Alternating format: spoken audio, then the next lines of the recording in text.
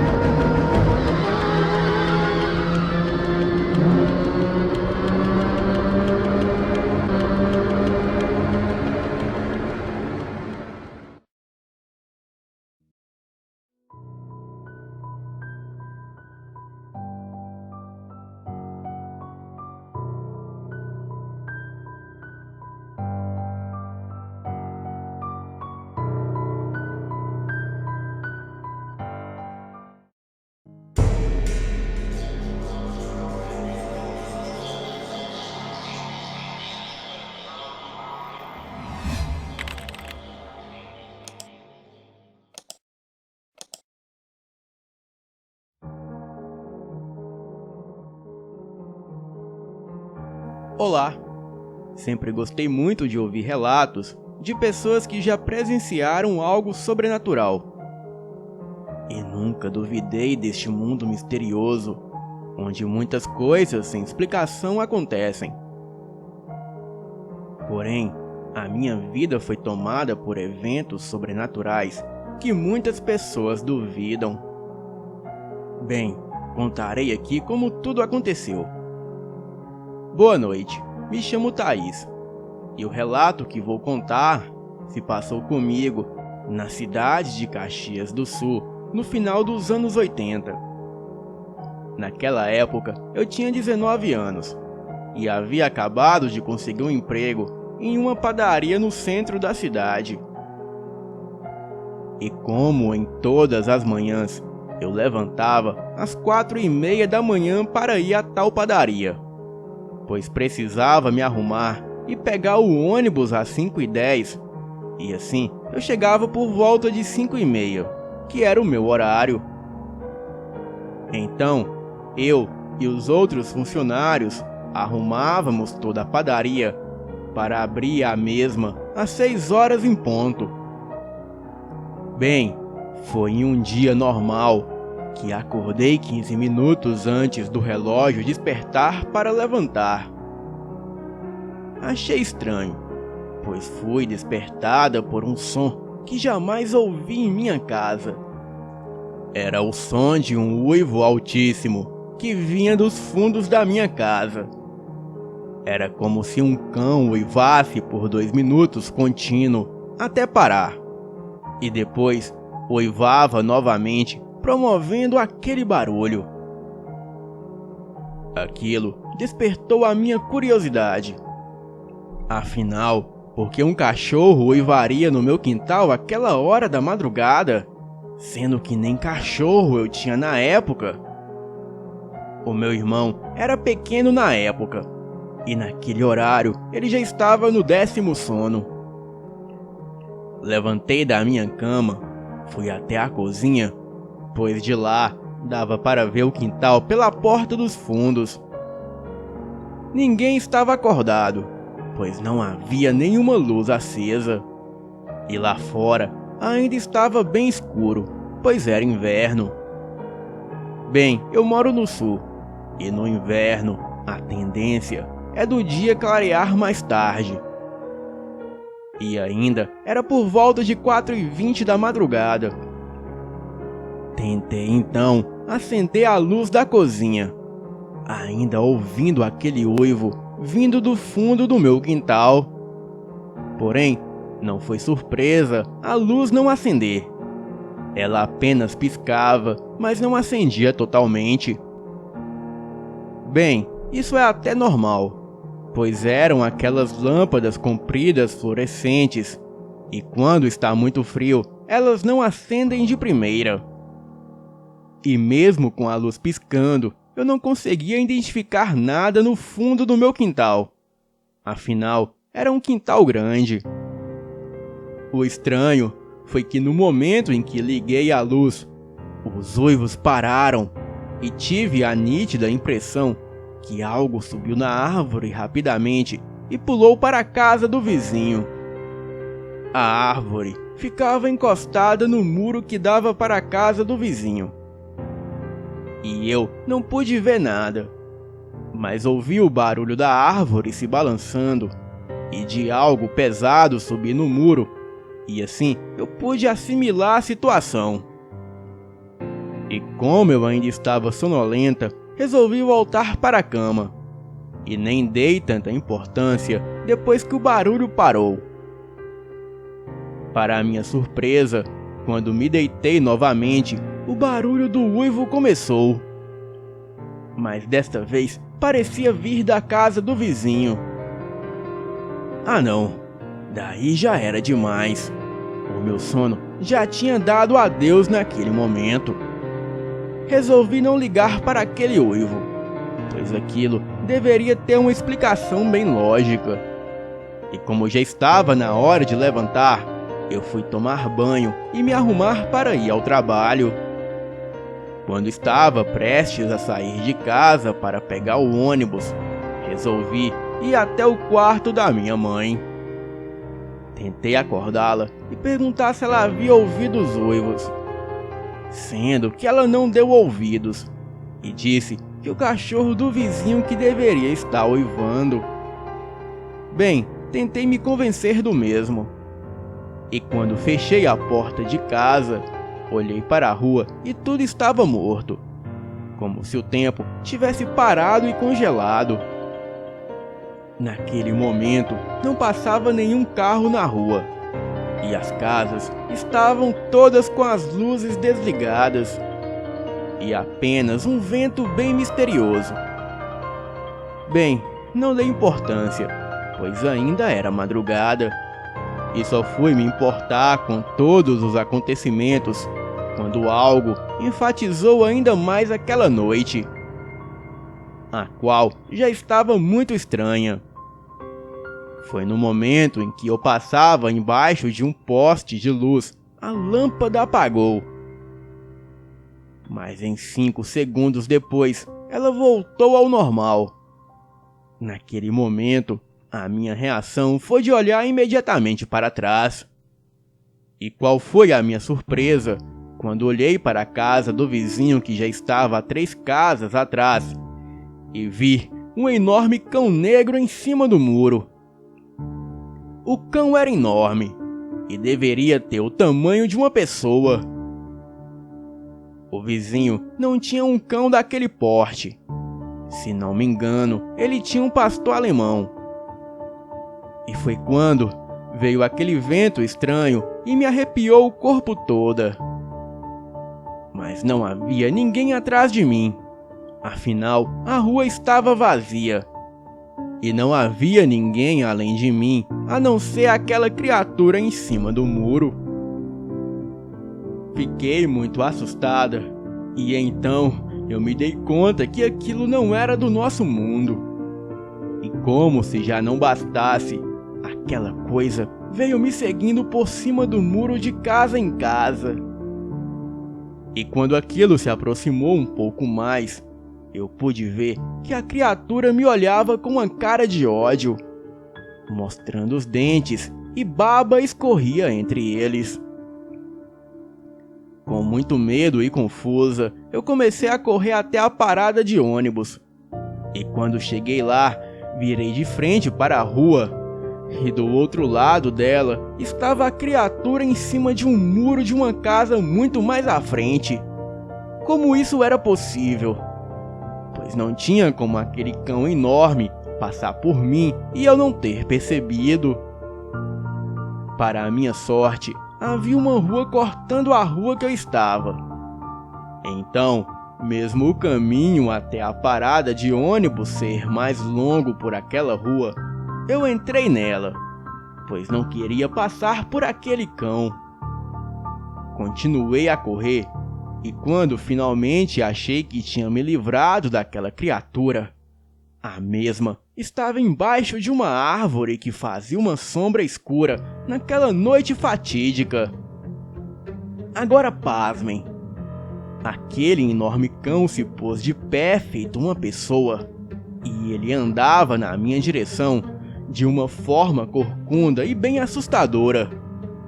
Pude reparar que os seus olhos eram vermelhos como brasa.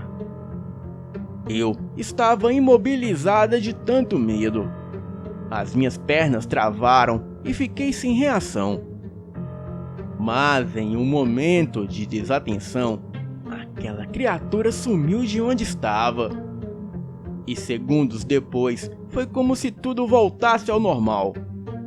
Alguns carros começaram a passar pela rua. Então, eu corri até o ponto e logo veio o meu ônibus. Cheguei no trabalho e não comentei o fato com ninguém. E por volta do meio-dia, eu fui almoçar e já até havia esquecido disso tudo. Quando voltei do almoço, eu fui lavar o chão da padaria. Queria aproveitar que o movimento era menor e assim ninguém atrapalhava o meu serviço passando de um lado para o outro. Bem, eu não sei como, mas havia uma fiação de uma máquina de frios que estava com uma parte desencapada. E eu havia jogado água em cima desse fio. Mas como eu estava de botas, estava segura. Mas para lavar embaixo dessa mesma máquina, onde caíam os pedaços de presunto e mussarela, eu precisava abaixar e tirar aquela sujeira com a mão. Então, eu coloquei uma mão apoiada na máquina e a outra na água no chão. Também coloquei os joelhos no chão. E assim, fiquei na posição de 4. Senti a corrente elétrica passar pelo meu corpo, como se o mesmo queimasse. E ainda assim, ali abaixada, eu pude ver o fio mal remendado com a fita isolante solta embaixo da máquina. Não sei por quanto tempo eu fiquei ali recebendo aquela descarga elétrica. Mas só sei que eu consegui assimilar tudo em minha volta. A padaria, os funcionários e 2 clientes que haviam ali. Mas subitamente, tudo foi ficando vermelho e muito quente. As pessoas e a padaria sumiram, e aquele enorme cão negro que eu tinha visto mais cedo reapareceu. Mas desta vez ele estava umas 4 vezes maior. Aquela criatura me pegou pela boca e saiu me arrastando. Eu gritava, me debatia, mas não saía som da minha boca.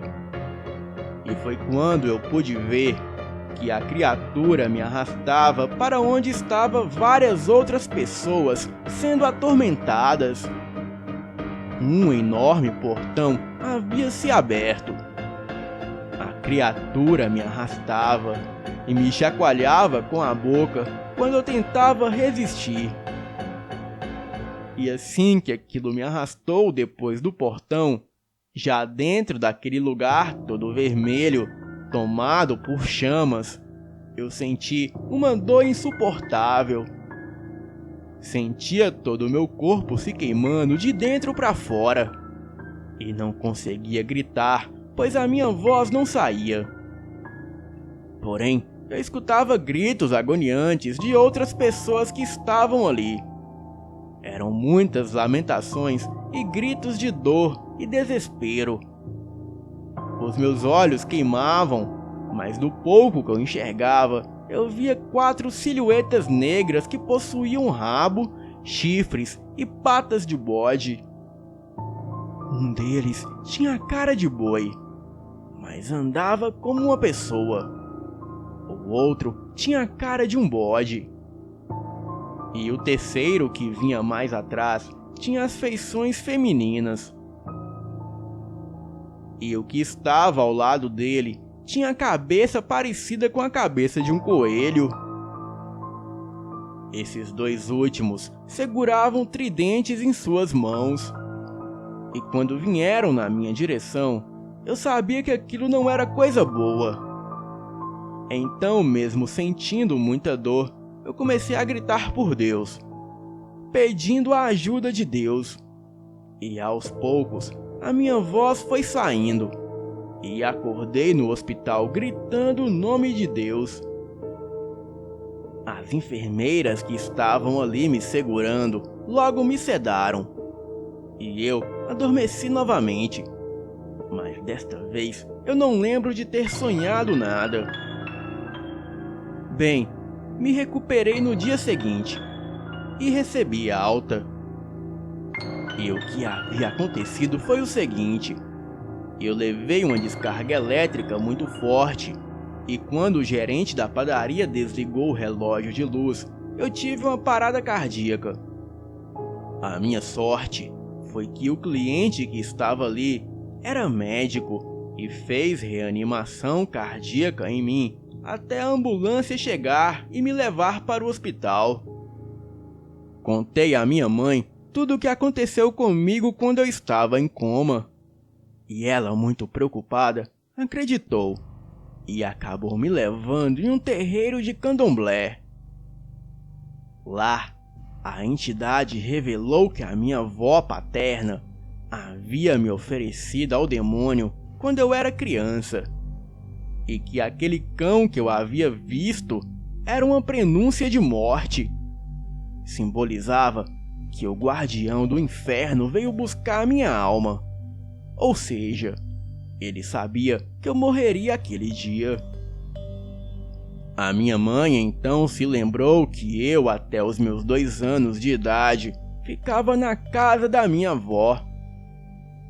Pois quando a minha mãe era casada com o meu pai, os dois trabalhavam, e a minha avó que tomava conta de mim. A minha mãe se lembrou também que havia boatos que a mãe do meu pai mexia com magia negra pesada, pois ela tinha um quarto nos fundos de sua casa, onde ninguém entrava, e o meu pai falava que ali era onde ela guardava as imagens de santo. Um trabalho foi feito em mim, porém, a entidade a qual eu fui prometida se recusou a me deixar. A mãe de santo insistiu fazendo passes, ebós, banhos, etc. E a entidade ameaçou a mãe de santo. E como ela não desistiu dos trabalhos, a entidade acabou matando o filho mais velho da mãe de santo em um acidente de carro. E falou que se ela não desistisse, mataria os outros 2 filhos dela. A mãe de santo desistiu de me ajudar e nunca mais teve contato com a minha mãe. Bem, tudo que ela fez foi piorar as coisas, pois ela acabou deixando a entidade mais furiosa. E a partir dali, tudo ficou pior. A minha mãe conta que crescia pelos no meu corpo e eu ficava agressiva. Andava de 4 feito um animal e era preciso mais de 5 homens para me conter. Eu corria para o mato e ficava dias sem voltar para casa. E eu não me lembrava de nada que eu fazia no mato. Porém, eu tinha flashes de memória. E nesses flashes, bruxas apareciam e falavam comigo. E também eu via um bode negro. Me lembro de devorar animais e comer até cobras. Um padre foi até a minha casa, mas no portão de casa ele começou a suar e se recusou a entrar. Com muito custo, um exorcismo foi autorizado pelo Vaticano, e teve que vir um padre de fora. Mas também não deu certo, pois o padre leu todo o livro de exorcismo em latim e aquilo só enfureceu mais a entidade. O padre também era idoso e era muito difícil para ele me conter sozinho, pois ninguém mais tinha coragem de ajudá-lo. Não posso dizer que o trabalho do padre foi em vão, pois ele fez algo de muito útil, que foi descobrir o nome da entidade que estava em mim. Bem, eu não vou dizer aqui, pois eu tenho medo disso tudo voltar novamente, mas vou dar uma dica. É a mesma entidade do filme Hereditário. Fui levado a um centro kardecista e nesse ponto eu já me transformava literalmente em uma besta fera. O meu caso estava até em aberto no Vaticano e saiu até uma matéria no jornal local da época. Mas a minha família nunca teve coragem de ler, pois aquilo era uma vergonha para minha mãe ser exposta daquela forma. E ainda ser taxada de louca. No centro kardecista eu tomei alguns passes, mas também não funcionou. O Vaticano estava vendo a possibilidade de enviar 2 exorcistas para cuidar do caso. E até veio vários pastores tentar fazer o exorcismo, mas foi em vão. Inclusive, um deles que vivia em pecado foi morto, dias depois de tentar um exorcismo em mim. Ele havia tirado a própria vida. Uma amiga que a minha mãe conheceu no centro kardecista indicou uma feiticeira e, segundo ela, se essa feiticeira não resolvesse o meu problema, ninguém mais resolveria. A minha mãe, mesmo sem esperança, foi até a mulher. Era uma senhora que mexia com magia negra. Ela trabalhava com voodoo haitiano, hoodoo, goetia e quimbanda luciferiana. Essa senhora evocou o Papa Legba, que segundo ela, isso só poderia ser feito em casos extremos. Bem, lembrando que estou contando todo o caso, segundo o depoimento da minha mãe e das pessoas que presenciaram tais fatos, pois eu quase não lembro de nada dos ocorridos.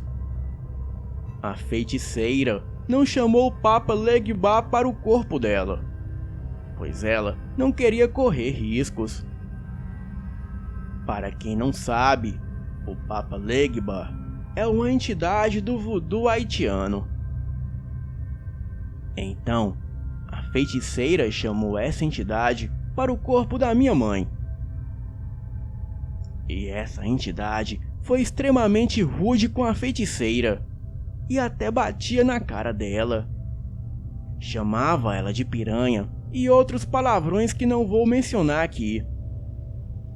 Porém, o Papa Legba conversava com a entidade que estava em mim com muita calma, respeito e seriedade, como se fossem velhos amigos. A entidade que estava em mim disse que queria sangue, e a única forma de me deixar era fazendo um ritual para o mandar de volta para a pessoa que havia me oferecido a ele, pois assim a dívida seria paga. Papa Legba disse que então assim seria feito. Ele passou todos os procedimentos para a feiticeira voodooísta e antes de ir embora, ele disse que se ela o chamasse mais uma vez, era ela que pagaria com a vida. A feiticeira levou para o lado pessoal e ficou muito zangada com a minha mãe. E assim, ela cobrou 2.000 cruzeiros da minha mãe para fazer o tal ritual. A minha mãe pagou e assim foi feito. e pacificamente a entidade que estava em mim voltou para minha avó paterna. E 2 dias depois, ela tirou a própria vida se jogando da janela do 2º andar de sua casa. Isso tudo foi muito assustador. E não posso dizer graças a Deus, mas graças àquela feiticeira eu fiquei livre daquele espírito. Ninguém na cidade levava a sério o que eu e a minha família passamos. E achavam que nós queríamos ganhar mídia. Bem, nos mudamos para Porto Alegre. E lá eu comecei a frequentar um centro kardecista. E agora eu sei me proteger, pois só trabalho com espíritos de luz. Às vezes ainda tenho visões e vejo aquele espírito do jovem de aparência egípcia, montado em um dromedário, passando ao longe. E só eu vejo. Mas sei que ele não tem mais poder sobre mim, e nem mesmo motivos para me atormentar novamente, pois agora eu sigo um caminho de luz, e à luz eu pertenço. Boa noite.